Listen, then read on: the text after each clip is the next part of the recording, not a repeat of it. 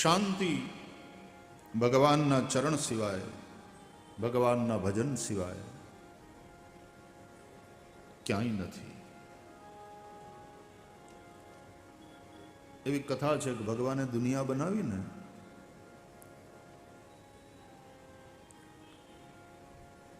બધા જીવોને બનાવ્યા. સ્વેદજ, ઉદ્ભિજ, અંડજ, જરાયુ, બધા જીવો બનાવ્યા.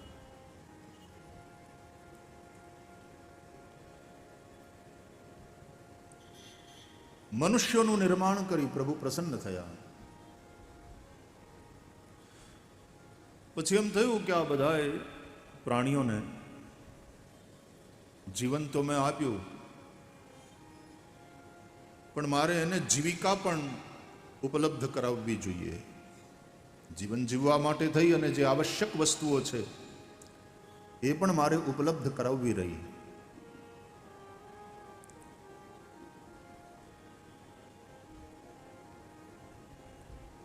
બધા પ્રાણીઓને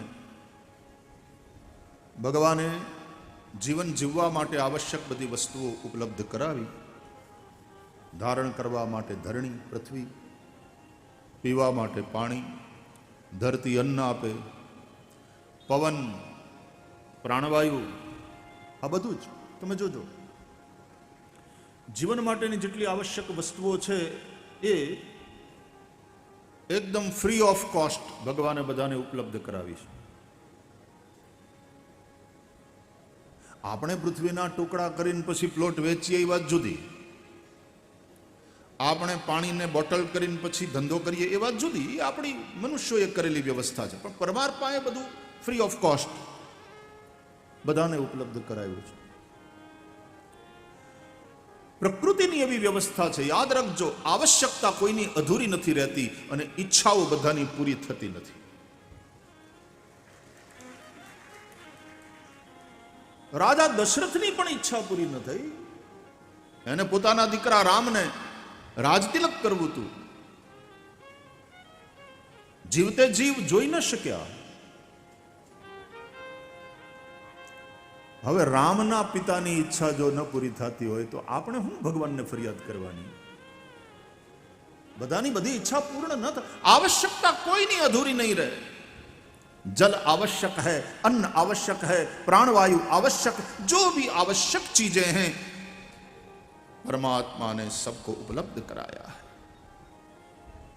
आवश्यकता किसी की अधूरी नहीं रहती, परमात्मा की व्यवस्था. लेकिन इच्छाएं सबकी पूरी नहीं होती, और ये इच्छाएं, ये वासनाएं, यही उपद्रव का कारण है. તો શું ઈચ્છા ન કરવી? અને હાવ ઈચ્છા ન હોય તો માણસનું જીવન ચાલે ખરું? એક બાળકને મનમાં એમ ઈચ્છા ન થાય કે મારે ડોક્ટર થવું છે. એક છોકરાને, યુવાનને એવી ઈચ્છા ન થાય કે મારે આઈપીએસ ઓફિસર થવું છે, અથવા તો મારે સનદી અધિકારી થવું છે.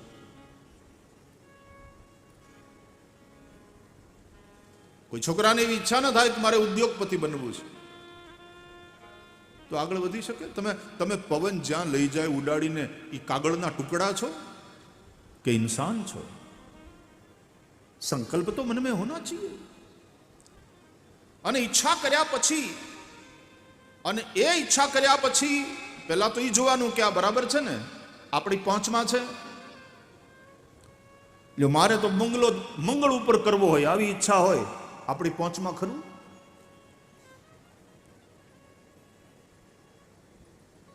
એટલે ઈચ્છા વ્યાજબી હોવી જોઈએ. આપણી સૌરાષ્ટ્રની ભાષામાં વ્યાજબી છે. બીજું, એમાં મારું અને બીજાનું કલ્યાણ છે.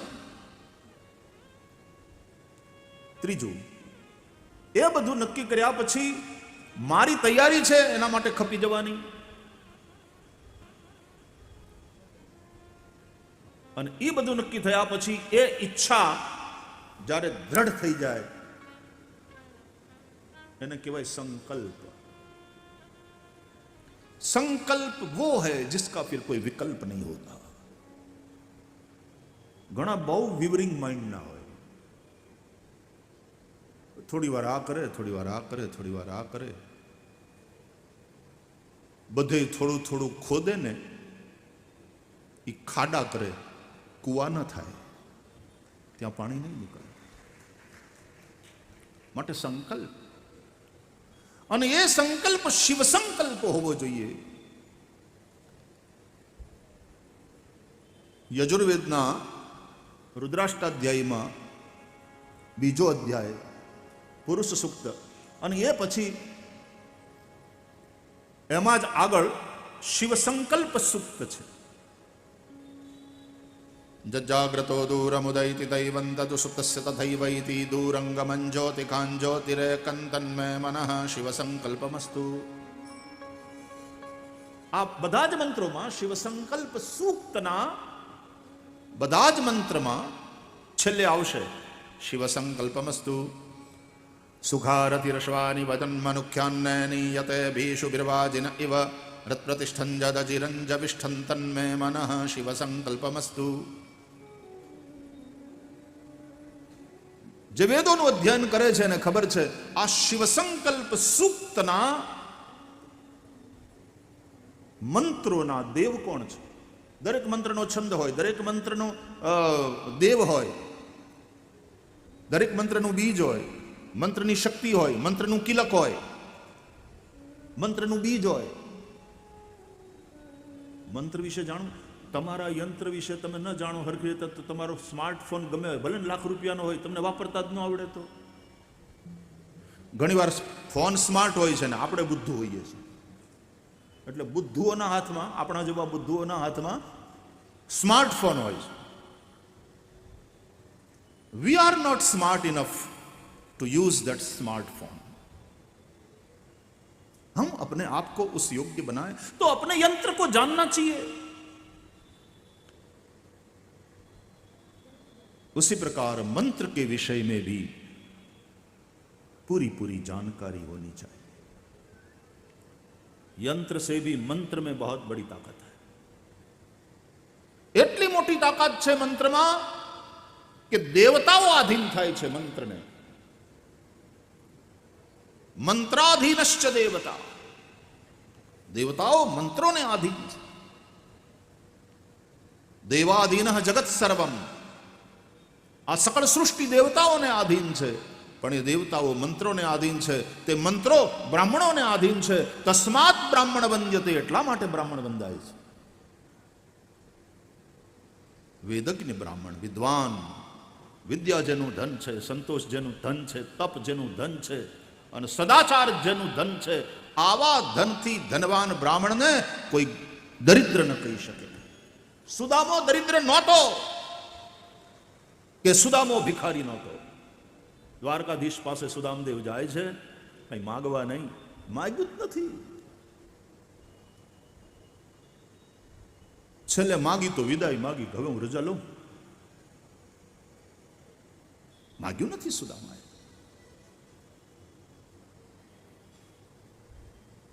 ભગવાનને સંબોધ થયો, મેં આને કહે આ નહીં માગે. અયાચક છે સુદામા. અને કોણે કહ્યું કે સુદામા દરિદ્ર કોણ ખબર? એની તે વાત આપણા સદગ્રંથો કરે છે. કોવા દરિદ્રો? દરિદ્ર કોણ? વિશાલ તૃષ્ણ. જેની તૃષ્ણા વિશાલ છે, જેનું મન ધરાતું નથી, જેની તિજોરી ભરાતી નથી, ફાટ ફાટ થાય તોય, જે અસંતોષ છે. પણ આવું જયારે કહું ને ત્યારે આમ પકડી નહીં લેવાનું. આ રિલેટિવ વસ્તુ છે, આ બધી રિલેટિવ ટર્મમાં છે. આ હું બ્રાહ્મણની વાત કરું. બ્રાહ્મણને માટે સંતોષ એક ગુણ છે. સાહેબ ધ્યાનથી સાંભળજો. રાજાને માટે સંતોષ દુર્ગુણ છે. વેપારીને માટે સંતોષ કે બસ આટલું બહુ, હવે ગ્રોથ નથી કરવો. નો. અસંતુષ્ટા દ્વિજાનષ્ટા. એટલા માટે કહ્યું અસંતુષ્ટ બ્રાહ્મણોનો નાશ થાય. ભગવાન વામન બોલ્યા છે ભાગવતમાં યદૃચ્છયોપપન્નેન સંતોષો મુક્તયે સ્મૃતઃ યથા લાભ સંતુષ્ટસ્ય તેજઃ વિપ્રસ્ય વર્ધતે. એવા બ્રાહ્મણનું તેજ વધે. અને એટલા માટે સુદામો પણ યદૃચ્છયોપપન્નેન વર્તમાનો ગૃહાશ્રમી, જે સહજ મળી જાય છે એમાં સંતોષ રાખનારો ગૃહસ્થી પણ વેદ વિદ્યાથી સંપન્ન, તપરૂપી ધનથી સંપન્ન, સંતોષરૂપી ધનથી સંપન્ન અને સદાચાર રૂપી ધનથી સંપન્ન. અને એ સુદામાને દરિદ્ર કહેવાની કોઈ હિંમત તો કરે? બ્રહ્મ તેજ આંખમાં આંજીને ગયેલો સુદામો પગપાળો ખાલી હાથે નહીં, 4 મુઠ્ઠી પૌવા લઈ અને દ્વારકા પહોંચેલા સુદામાને ખબર પડે કૃષ્ણને કે સુદામા આવ્યા છે, બ્રાહ્મણ આવ્યો છે મળવા, સખા છે, નામ સુદામો બતાવે છે. તો કૃષ્ણ હળી કાઢીને દોડે સુદામાનું સ્વાગત થાય જ. એવા બ્રાહ્મણનું સ્વાગત સ્વયં દ્વારકાનાથ પાસે. નામ રે સુણીને વાલો દોડ્યા ગિરધારી રે, અને ત્રિક મેં લીધા છે એને તેડી રે, આંસુડા ખેર્યા આંખથી હોજી. સુદામો જ દ્વારિકામ આવ્યા રે, એ દર્શન કરવા દેવના. પ્રોળીએ ખબર પોગાડ્યા રે, એ દ્વારે ઉભો એક દુબળો. તપસ્વી બ્રાહ્મણ છે, માલ મળીદા ખાધા નથી, તપ કર્યું છે, એની પાસે એટલું બધું છે નહીં, પણ તોય કોઈ ફરિયાદ નહીં. એવા બ્રાહ્મણનું સ્વાગત કરવા માટે શ્રી કૃષ્ણ દોડે. સ્વાગત કરીને પછી પોતાના સિંહાસન ઉપર બેસાડે, પોતાના આસન ઉપર બેસાડે અને પોતે એના ચરણ પખાળે. એ માત્ર કૃષ્ણની જ બ્રાહ્મણ ભક્તિ કે કૃષ્ણની જ ઉદારતા નથી, એ સુદામાની યોગ્યતા પણ છે.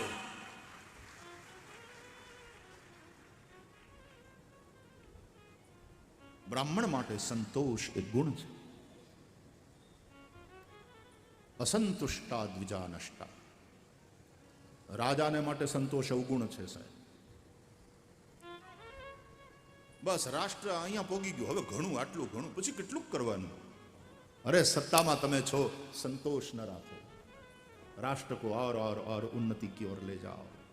समाज का प्रत्येक वर्ग और संपन्न बने. કે ખેડૂતોની આય આટલા વર્ષમાં ડબલ કરવી છે, એકને ધંધા રોજગાર મળે એ જોવું છે. ભારતની ઇકોનોમીને $3 ટ્રિલિયન ઉપર લઈ જવી છે.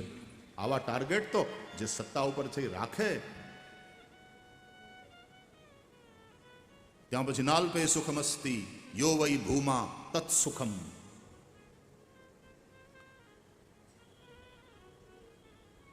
વેપારીએ પોતાનો વેપાર વધારવો. ઘણીવાર કોઈ ઉદ્યોગપતિ કે વેપારી મારી પાસે આવીને એમ કહે ને કે ભાઈ શ્રી ભગવાનની દયા છે, આપ સૌ બ્રાહ્મણોના આશીર્વાદ છે, બહુ છે, બેઠા બેઠા ખાઈએ તો 7 પેઢી સુધી ખૂટે એમ નથી, એટલે હવે એમ થાય છે હવે બસ. બહુ સારું, આ સંતોષ સારો.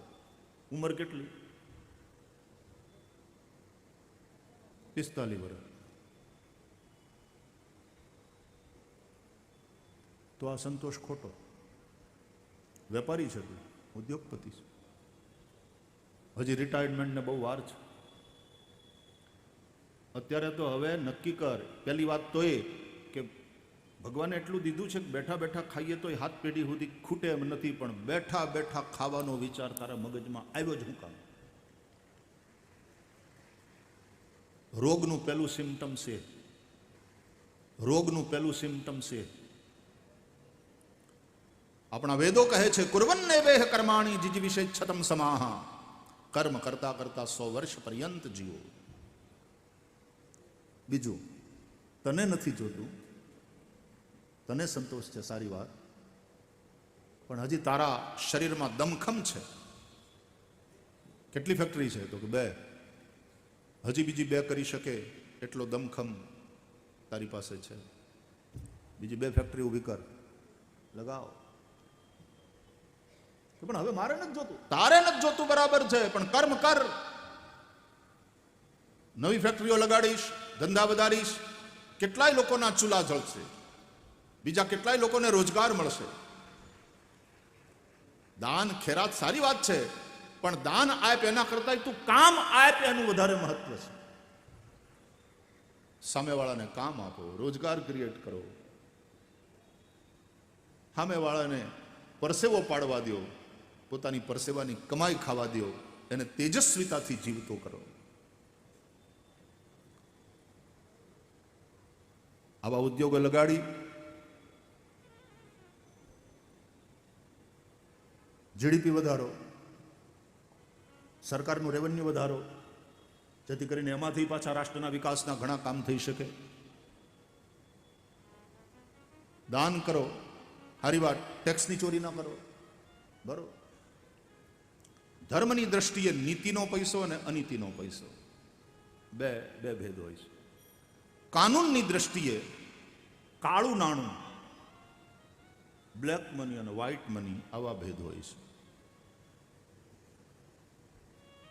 અનીતિનું નથી ખાવાનું, ધર્મ કહે છે.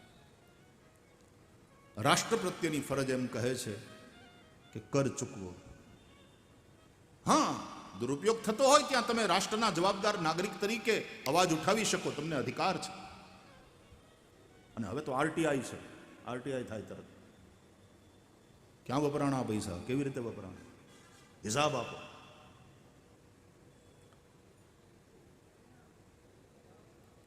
નીતિથી કમાઓ, દાન કરો, ટેક્સ ભરો, કર ચૂકાવો. ફરીથી યાદ દેવડાવું, ગઈકાલે કથા કરી હતી આપણે, નંદ બાબા પણ કર ભરતા હતા. હવે કંસ તો દુષ્ટ સત્તા હતી, તોય નંદ કંસસ્ય વાર્ષિક્યમ કરમ દાતુમ કુરુદ્વ, મથુરા ગયા. કંસને એનો વાર્ષિક કર આપવા માટે.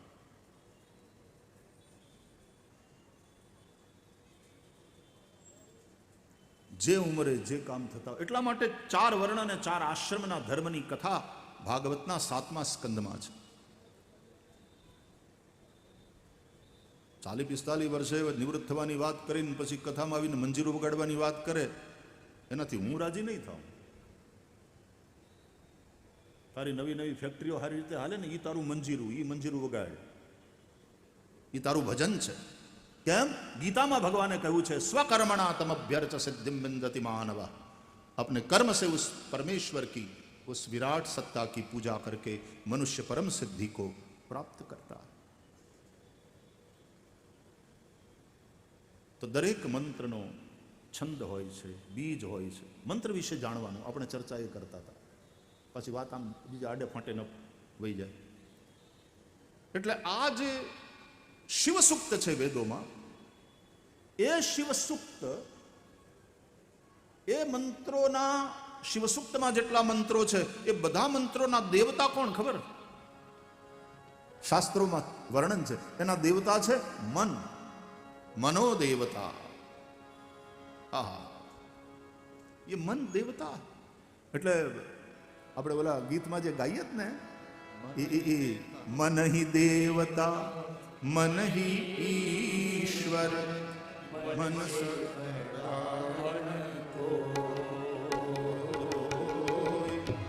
मन ही देवता मन ही ईश्वर मन से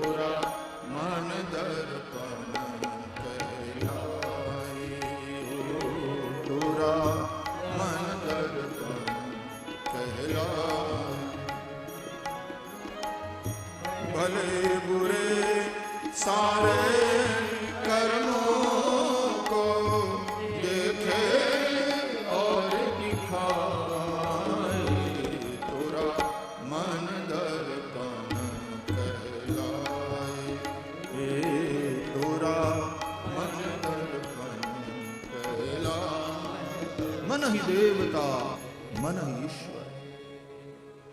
આ શિવ સંકલ્પ સૂક્તના દેવતા, બધા મંત્રોના દેવતા છે મન, મનો દેવતા.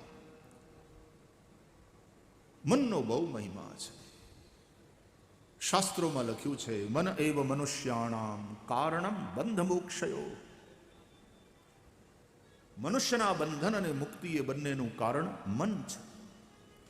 અરે સુખ દુઃખ મનને કારણે છે, માન અપમાન મનને કારણે છે. મન બહુ મહત્વનું છે. મનને સંભાળી લ્યો, જેણે મનને સંભાળી લીધું એનું જીવન સંભલ ગયા હો, ઉસકા જીવન સંભલ ગયા.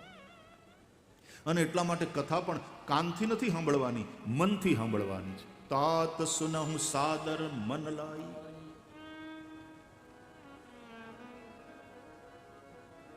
ગુસ્સામાં કોકને સંભળાવી દેવાનું હોય ને જ્યારે, ત્યારે એમ કહેવાય કાન ખોલ કે સુન લો.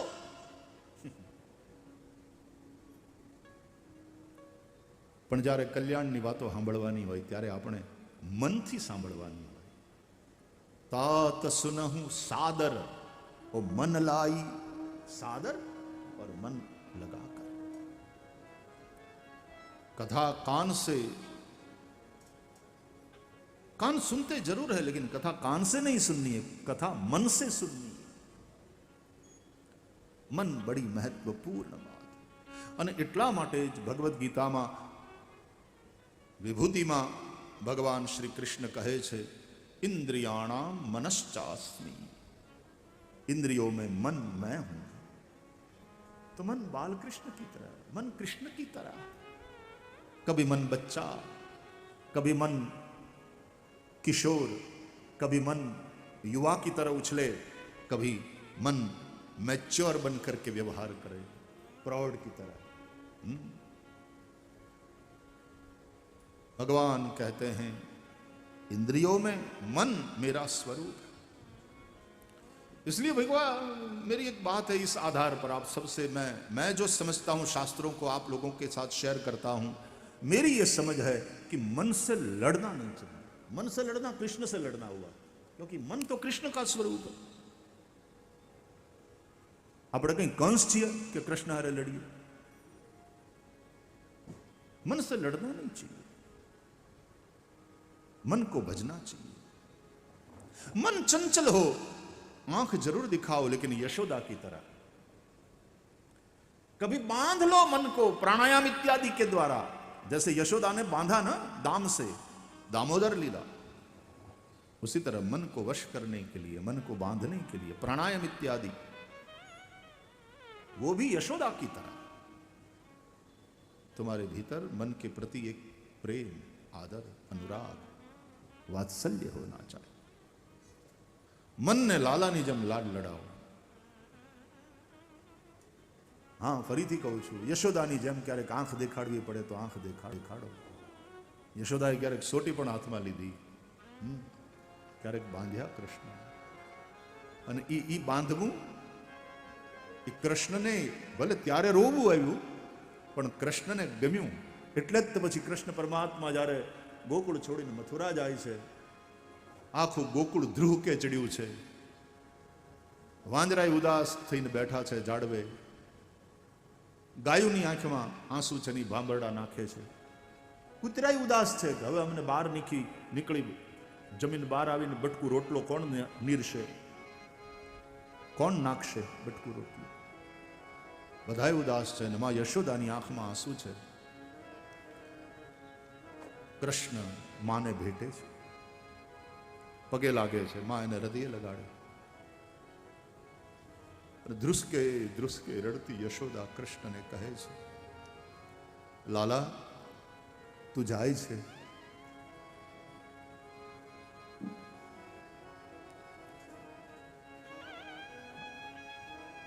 કોઈ પણ પ્રકારના સ્વાર્થ વગર આ કનૈયાને કારણે કંસના મોકલેલા અનેક અસુરોનો ઉપદ્રવ ખાળી लाला ने रक्षा करी. ये बात अलग है कि श्री कृष्ण ने सब असुरों को मारा है, પણ આ સાહસ કર્યું ને કૃષ્ણને હાચવવાનું, એટલે જ આટલા સંકટ આવ્યા ને. નહીં તો આપણે શું કે અમરજ્ઞાની અમરજ્ઞાની અમરજ્ઞાની. साहस किया,